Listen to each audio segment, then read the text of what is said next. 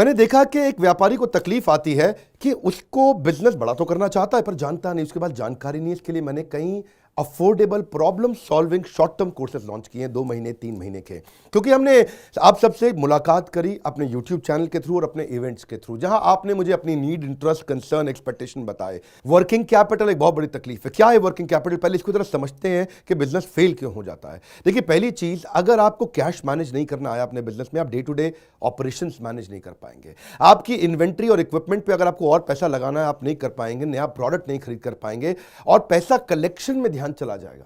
यार पैसा आया नहीं, उधारी चला गया, पैसा कैसे निकाल करके लाऊं, सेल्स कैसे बढ़ानी है, इससे ध्यान हट करके पैसे की कमी पे ध्यान ज़्यादा चला जाएगा। थोड़ा सा भी एक साइक्लिकल या थोड़ा सा भी सीजनल या एक सिचुएशनल इंपैक्ट आया ना आपके बिजनेस पे, एक दर्दनाक मौत के चलते आपका बिजनेस बंद हो जाएगा, पेनफुल डेथ हो जाएगी। कभी कभार एक बड़ी ग्रोथ अपॉर्चुनिटी आती है, लेकिन आपको फाइनेंस हैंडल करना नहीं आया था ठीक ढंग से, उसके कारण एक बड़ी ग्रोथ अपॉर्चुनिटी आप मिस कर जाते हैं। ट्रेड डिस्काउंट्स आपको नहीं मिलते, कैश हाथ में रहना चाहिए। क्या होता है ये वर्किंग कैपिटल का बिजनेस? देखिए, ये ऐसा बिजनेस है, ये एक ऐसी स्ट्रैटेजी अगर आप सीख गए तो पीछे से आने वाले सप्लायर के पैसे पे ही आप बिजनेस कर जाएंगे, आपको अपना पैसा ही नहीं लगाना पड़ेगा। चाहे आप प्रोडक्ट में है या सर्विस में है, कैश मैनेज करना आना चाहिए, नहीं तो आपकी फाइनेंशियल रेपुटेशन खत्म हो जाएगी और हो सकता है कि जिनको आपने उधार देना है वो एनसीएलटी जाके आपका वाइंडिंग अप पटिशन डाल के धंधे को खत्म कर देंगे। अब वर्किंग कैपिटल के अलावा कुछ टेक्नोलॉजी की समझ बहुत जरूरी है। एक दुकानदार को भी हम चाहते हैं कि वो अपने बिजनेस को ऑटोमेट करना सीखे। क्या होता है ऑटोमेशन बिजनेस का? एक रिटेलर भी जब तक अपने करंट दुकान को ऑटोमेट करके पूरी तरीके से इससे बाहर नहीं निकलेगा, वो गल्ला नहीं छोड़ पाएगा, नेक्स्ट ब्रांच नहीं खोल पाएगा, नेक्स्ट ऑफिस नहीं खोल पाएगा, नेक्स्ट कंपनी, नेक्स्ट फैक्ट्री नहीं डाल पाएगा। आपको ईआरपी और सीआरएम की समझ होनी चाहिए। टेक्नोलॉजी क्या होती है मेरे बिजनेस के अंदर, कौन सी टेक्नोलॉजी चाहिए, मैं कैसे सर्विसेज और प्रोक्योरमेंट को कंट्रोल कर लूँ, मैं कैसे पेमेंट मेरी किसको देनी है, किससे लेनी है। मेरे पास एक शीट पर हर समय पता होना चाहिए मेरा एक्सपेंडिचर कितना हुआ है, कितना स्टॉक फालतू पड़ा हुआ पीछे, इन्वेंट्री कितनी पड़ी है, मेरी कॉस्टिंग क्या है, प्राइसिंग क्या है, मार्जिन कितने हैं, वेस्टेज कितनी हो रही है, मेरा कैश फ्लो के ऊपर मुझे टैक्सेशन की क्या तैयारी करनी है, बैंक की ट्रांजैक्शंस क्या हो रही हैं, मेरे को कैसे अपनी सेल्स का प्रोजेक्शन डालना है, इंसेंटिव को कैसे डिस्ट्रीब्यूट करना है, डिस्ट्रीब्यूटर से कैसे डील करना है, फ्रेंचाइजी को कितना पैसा देना है, कितना लेना है, सारी चीज एक शीट पे, सीआरएम और ईआरपी। इसके ऊपर हमने एक छोटा कोर्स बनाया, एक ऐसा कोर्स जो कि 2 महीने में आप सीख सकते हैं, कहीं पे भी बैठ के, किधर भी, अपनी कन्वीनियंस, अपनी ईज के मुताबिक। अभी तक मैंने आपको 2 कोर्स समझाए थे, एक वर्किंग कैपिटल और एक ईआरपी और सीआरएम। अब एक और है फाइनेंस फॉर नॉन फाइनेंस। आप में से कई व्यापारी है जिन्होंने चार्टर्ड अकाउंटेंसी नहीं करी है, जो एमबीए नहीं है फाइनेंस के अंदर। और जब आपने एमबीए फाइनेंस पढ़ा ही नहीं, चार्टर्ड अकाउंटेंसी पढ़ी नहीं, तो आपको बेसिक चीजें हैं। देखिए, फाइनेंस के अंदर 3 चीजें आनी जरूरी है।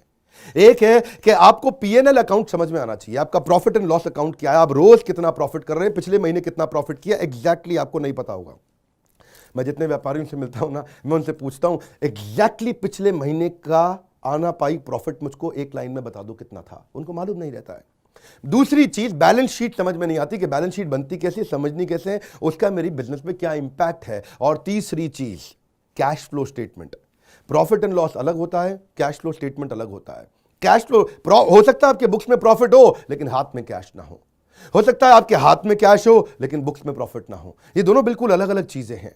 तो आपको profit and loss account, balance sheet और कैश फ्लो स्टेटमेंट, ये तीनों क्या आपको समझनी जरूरी है? अरे हर व्यापारी को समझनी जरूरी है। आपको, आपके लिए हमने इस प्रोग्राम को बनाया जिससे आप अपनी कॉस्ट ऑफ बोरोइंग को समझ सकते हो कि मार्केट से जो पैसा ले रहे हो कितने रुपए का पड़ रहा है, उसका बिजनेस पे कितना इंपैक्ट आ रहा है। अगर आपकी कॉस्टिंग ठीक नहीं है, प्राइसिंग कभी ठीक नहीं हो सकती। कॉस्टिंग क्या होती है?